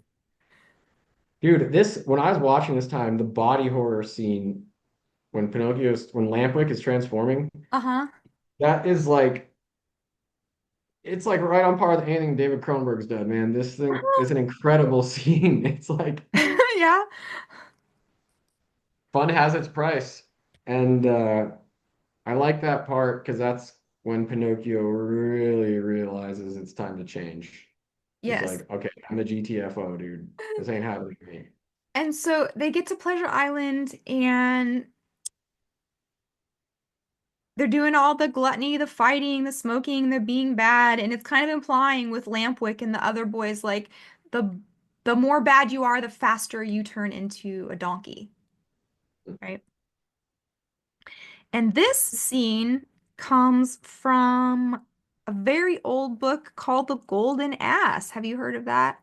Yeah, and thanks for reminding me because I failed to, I was gonna pull that in for some extra supplementary stuff, but Well, I don't need to because I know you got it. So you have some pictures that you want to screen share, so let's look at those real quick. yeah, you want to move over to all that? All right. So this is it's obvious what is screen sharing here. All right, Jamie, I'm sharing with you. Okay, while you're Okay. looking for that, I'm just gonna read a little bit about the golden ass. So it was called the Metamorphosis of Apuleius, which Augustine of Hippo referred to as the golden ass. So this is basically the same kind of story. What year was this from? Second century AD. Ooh, look at that Pinocchio. Okay. Am I still here on screen? Yeah, you're here. I can see you. All right, cool. What is this from? Okay, so this is well, do you want to do this now or later? Because I just kind of got a bunch of beautiful art I wanted to share with the Uh-huh. chat of Tokyo. Let's Do see. this at the end.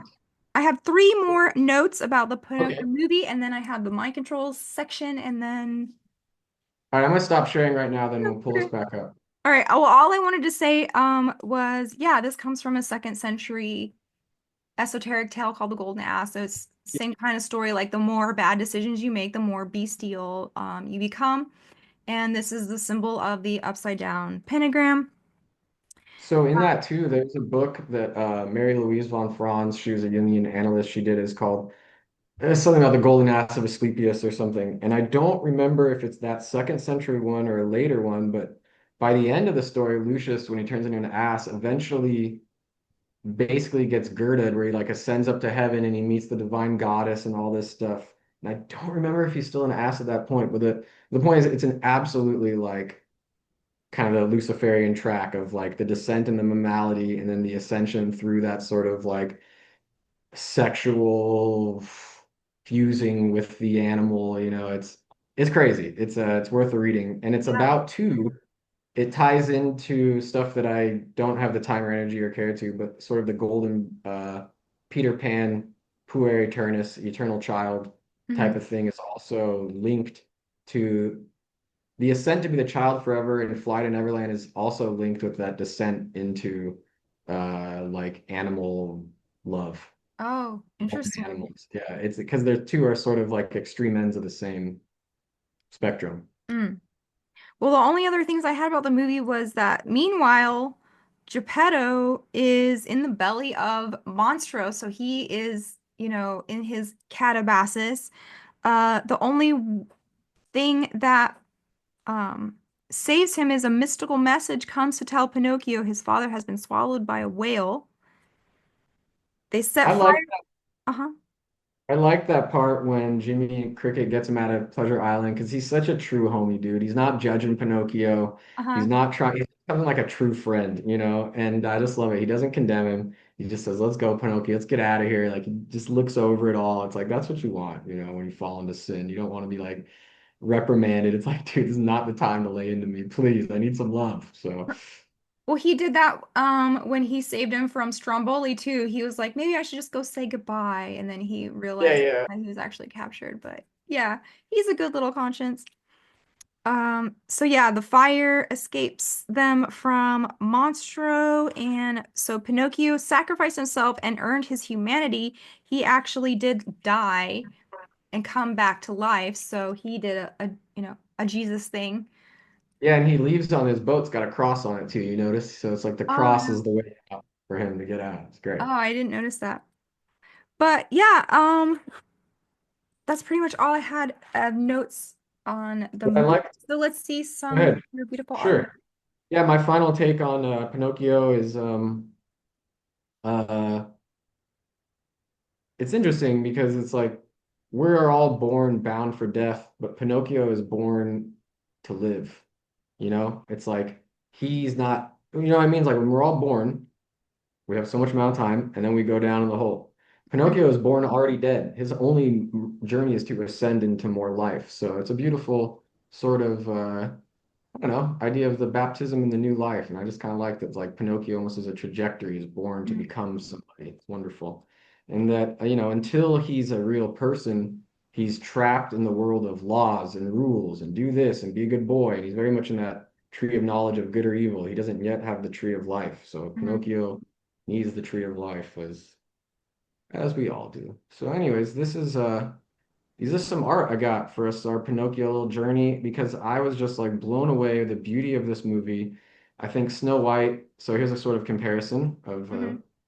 sketches and paintings. I'm just gonna roll through, and if there's something you really like, just we'll stop and hover over Okay, it. there he is.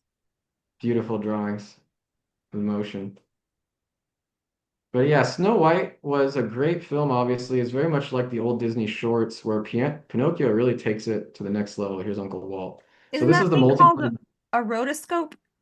This What? is the multi-plane camera, actually. So I have a shot here. I'll show you how it works.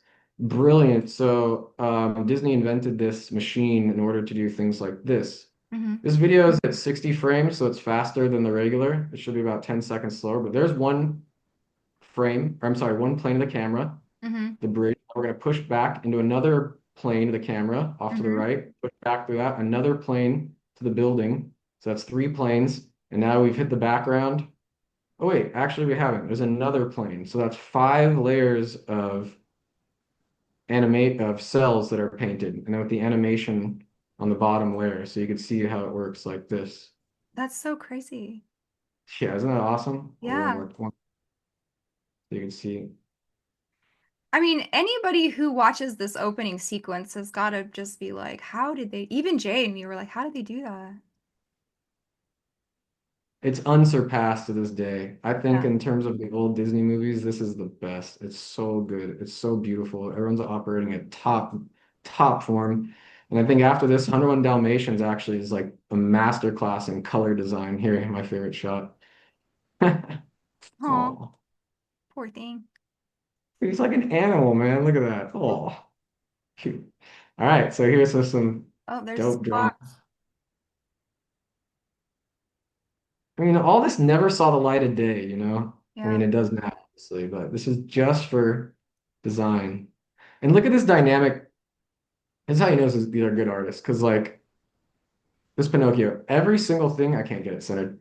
He's got so many different motions going on. His left hand is moving this way. His right hand is balanced like this. Mm-hmm. This one's moving out. This one's moving out. His eyes are moving this way. And so like even something as static as this, super dynamic. Brilliant. Brilliant. Thomas John.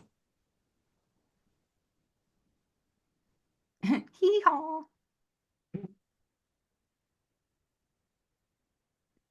The underwater scene I really enjoyed too when he first submerges and yeah, that one where he's walking with the rock tied to his tail. I loved that. These little seahorses. Yeah, that was a very Yeah. So they memorable. guys. I'm sorry. Go ahead. I was That just was gonna say memorable. I remember Jiminy Cricket like riding on a seahorse. Yeah, and those guys spent a year figuring out how to do water and just spent a whole year animating it. I mean, it's crazy the amount of work that went into this stuff. This was never used. I thought this was an interesting, I don't know where this came from. I wish I Hmm. knew more about it, but the tree part of the story that got omitted. Jiminy. Apparently, they had a long time, you know, I mean, even his antenna, they make him look like hairs. Hmm. Very, very good character design. He's a cricket, you know, he's ugly. So the fact they made him look like such a human is interesting. That way that Disney animates and anthropomorphizes everything, kind of like we've talked Hmm. about in early shows about the animism stuff. There he is. Ooh. There he is, Coachman. Hmm.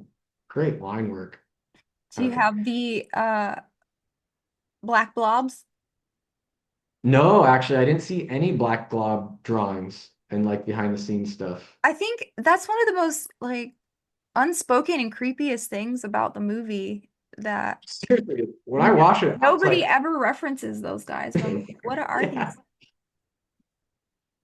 I mean, there's just so much going on in this little sketch here. It's brilliant, especially this one down here. He's getting ringed. All right, let's keep rolling. Oh, come on, man. Cute. Yeah, cute fish. I mean, cat. Oh, hey-oh. Oh, is that from the toys, the puppets? Uh-huh. So it's interesting the way they tried to like do this sexuality through even the puppet. They kind of lean into this Yeah. one here. Ew. Sharks.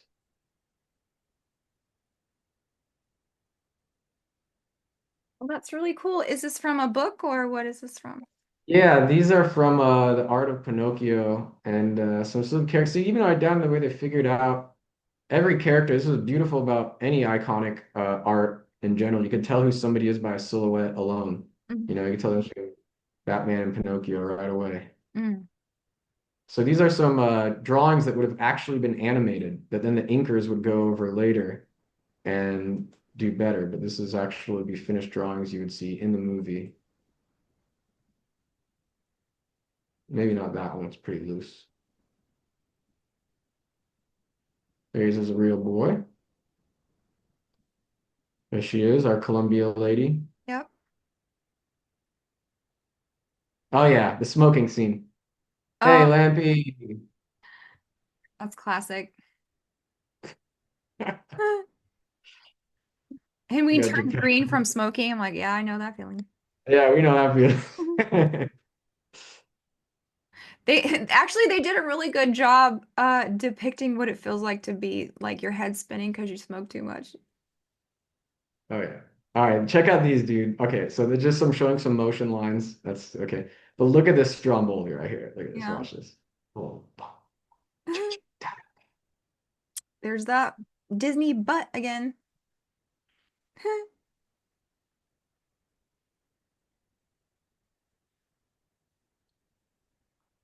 I love this man. He's so good at that drawing. I mean, he's acting. Yeah. Like it's Yeah. just a drawing. We think it's real. It's crazy. Let's get back to that booty. Boom. They're really good with the motion, capturing motion. All right, let's keep rolling through. Just a little. So these are design sketches, Hmm. storyboards. This is just a sketch. Like this is like out of Dutch. This is like a Dutch sketch from like the Renaissance period, dude. Like look at that. Mm-hmm. Incredible, incredible draftsmanship. There she is. There's the Red Lobster.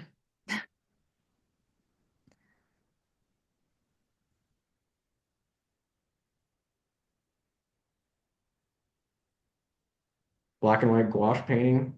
Man, Very nice. a model, actual models they use to make things more realistic. Hmm. Yeah, there we are. I wonder where that Pinocchio is. Yeah, right? Probably somewhere Probably in in the a vault. Disney museum or like a Disneyland or something. The man himself, Uncle Walt. Guy doing Stromboli.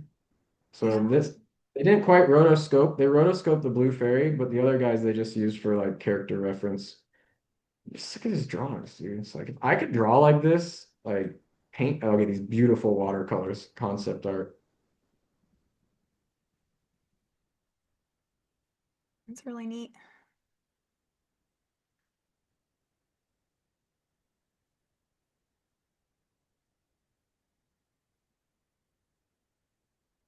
Well, that turned out a little different, didn't it?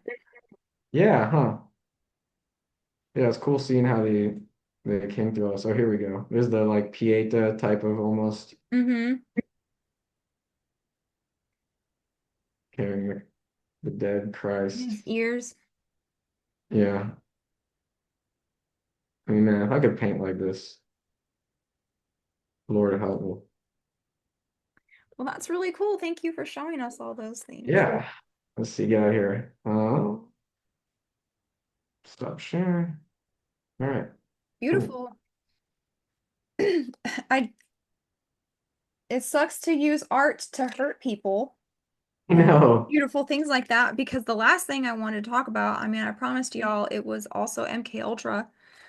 And this is what 1940, 1941. So right around the time that they are doing all of these experiments in Germany and learning how to split the mind and actually turn people into a puppet, right? Or a mind control slave. And what do you know? The cover of this book actually has what? A little marionette on it. Yeah, it's funny. That's a puppet, but it's also one of those artists, those drawing figures. Looks more one of those ones, when you buy those at Michael's to like close. Oh yeah, a close- model to look at anatomy. Yeah, so you've got your puppet on a string, and I didn't know where to look in this book, and this version doesn't have a glossary or anything, so it's not the one that I read originally. But I accidentally opened it right to the perfect page talking about marionette programming. And it says one of the names connected with monarch programming is marionette. The child literally becomes a marionette. This concept appears to have been cooked up by Germans under Tiny Mustache Man. An altar system as a child is physically shown that they are a marionette puppet. Their muscles are electroshocked in such a way as to take advantage of the natural reflexes. When electroshocked that way, the victim's body parts jerk out of control at the whim of the programmer to prove to the victim they are a puppet. At this time, the rules are given, and rule number 8 is that the altars are their puppet. Illuminati programmer Dr. Mengele used puppets in a dollhouse as he programmed. He did skits with the puppets. Um, Pinocchio's story was used to name the spirit guide Jiminy Cricket. Along with rule number 8, he taught the following rules. Listen to your instructions. There is no room for error.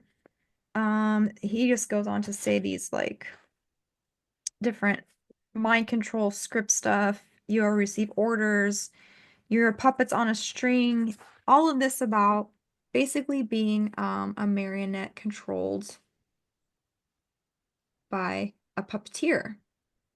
When was that document written? This book or what?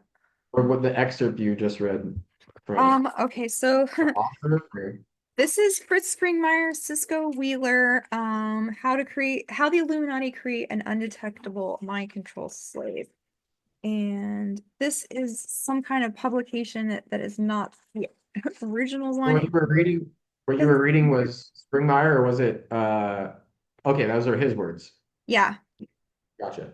So this version actually does not have a publication date at all. I love it. Bootleg. It's very, yeah, No, I was only thinking underground like bootleg stuff. well, because if because I thought he was quoting documents that the Germans were using. If so, or even if not, it's interesting that sort of that Pinocchio mythos was in the ether in that time period because it's not like if they were doing this in the 40s, Pinocchio, I mean, I guess they could have been influenced by it, or it just would have been interesting if it happened in tandem. Well, Guess there's no way. yeah, he might have, if you're talking about NAZI doctors and stuff, they might have Yeah, known the actual tale. But the movie came out in 1940 and the war didn't end till 45. So they had like, about 5 years to toy with right. Pinocchio programming. But yeah, now I see Oz, all of the stuff we talk about. If you want Conspiracy 101, this is the book. But yeah, MK Ultra, Gnosticism, Luciferianism. What else have we got in Pinocchio? Seeds, Kabbalah. hopefully seeds of God somewhere in there, somewhere. Some tales of virtue, hopefully. But that's all my Well, notes. And yeah. yeah, I don't know. I think at the end of the day, I guess I was thinking more. I mean, it's just like the only thing I ever want to say is just like what they all say, like just repent, come to God. Like, dude, come focus on Christ. Like, and so it's just interesting because I think so much of the heroes myth, the Gnostic stuff, all the mythologies other than ours, they're so caked within, like, so unconsciously, like, have these presumptions in there, hidden preconceptions of evolution, the way the world's set up, that everything exists in this need for survival, whether it's survival to be loving or survival to have what you want. Like it's all about survival. And it's like, I think it's like, that's not what it's about. It's all about Christ. And so it's like, whatever that means to you, if it means survive, it means be a martyr, like whatever it is, but it's just like, I don't know. At the end of the day, I get tired of watching this stuff because I always have to fight so hard in my mind to try to find God in there where there isn't, I think. And it's like, I Mhm. have to be like, all right, like, but then again, I don't know, because it's like seriously, at the end of the day, I sit in my room and pray, and it's like, all right, God, like you have everything under control. So it's like, how do I, like, how could I be so quick to judge things that I don't even know? You know, it's like Job. It's like I don't know any of these stuff. I wasn't here when anything happens. I don't know how to pump my blood. I don't know how many hairs are on my head. Like I don't know anything, you know. So it's like hopefully I can find good in this, but in the meantime, it helps to kind of know the lay of the land, and it's like the symbolism is pretty hard to dismiss too. So. Yeah, yeah. You can't really ignore it when it's that blatant. The symbolism is that obvious. So let's just take the last couple minutes and catch us up about where you're at, what you're doing, and what we're gonna do next. Sure. Cool. Thanks, Jamie. Thanks for everyone hanging out tonight. Yeah, I'm still at St. Tikhon's Monastery. I just finished my first year of the Iconography Institute. So, first icon. So this is my first icon I painted this year, Oh, that and looks so sorry if great. that glaring here. Yeah, wonderful. I Amazing. mean, it's like thank you very much. Most of what I got to choose was the coloring. Most of what we did is we like traced. But I mean, you still have painting, everything you're doing by Uh, hand. But we had a prototype because yeah. this was really just learning how to apply egg tempera, how to make it work, how to actually move the paint around, how to varnish it, and all that. So, I'm looking forward to seeing how my style will develop as I paint more icons. But Uh-huh. yeah, so this year I actually have a blessing to paint one more icon of the Theotokos this semester. So I guess they want to contact me. I can do one for pretty cheap, under $500 because I'm still new. So anyways, reach out if you'd like an icon, one Nice. only for Okay. now. And then yeah, I'll be here till we'll see what happens. But for our show next, tying this all back into what we're talking about tonight, watch Hunchback. We'll be back in a few days, and it is not a Christian story. We'll just put it that way, despite taking place very much in a Christian worldview. That's why I was really curious to do this movie, and I think it'll be a great one just to sort of finish the Disney saga on, because it's like the most overtly Christian movie Disney's made. Uh-huh. Well, Yeah, very good. I'm excited to do Hunchback, like you said, in a couple days, and we are going to be doing mystery cults also, and with Donut, and you and I are going to be doing a new series, art and icons and photography. Sage Yeah. from Rose So and all of that stuff. yeah, so I thought I would just kind of it's one of those things like becoming an iconographer. It's like I'm not an ordained person, or I'm not a priest, not a monk or anything like that. But there's such this reality of like immersing yourself in it that I gotta focus. I'm choosing to focus more on that these days. And I thought, well, I'd hate to leave the show forever. We have such a good time out here. So what can we do that's like adjacent? So we're gonna do art, iconography, spirituality of modern art, and kind of all things around hovering around that. Okay, awesome. Well, we'll see you in not too long with Hunchback of Notre Dame. Everybody have a good night. Night.